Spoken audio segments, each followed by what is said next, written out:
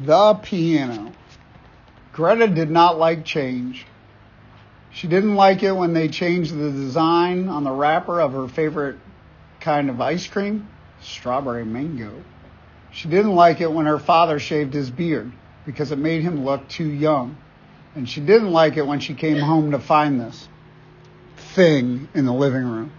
It was old and brown and heavy and practically took up a whole wall. It had yellow teeth and it made noise. It was a piano. When her brother Richard started banging on the instrument with his elbows, Greta ran to her room and closed the door. That's when she noticed something even worse. The toy chest was now in the middle of her room. This was the toy chest that had stood against the wall in the living room forever. "Don't you like our new family member?" Greta's mother asked from outside the door. Greta opened the door and blurted, "Where did you get that thing?" "The Kleins are moving, and they didn't want to move it." "The Kleins are moving?" That meant more change.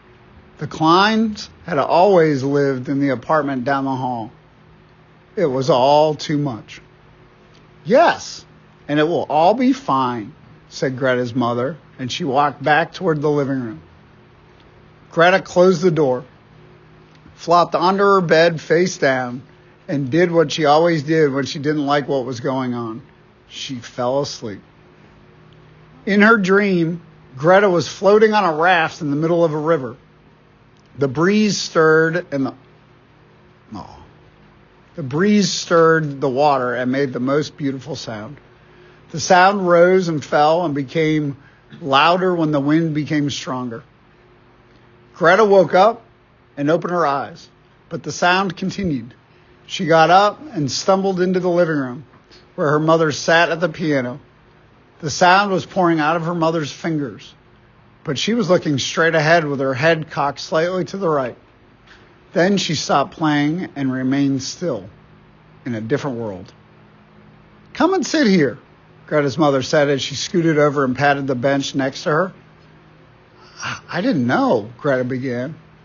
"Of course you didn't know, because I never told you I could play. I started when I was about 5 years old." "Why did you stop?" "I didn't really stop. I guess I kind of drifted away from it.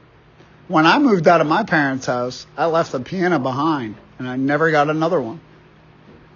Greta stared at her mother's face, which had half a smile. "You never should have stopped.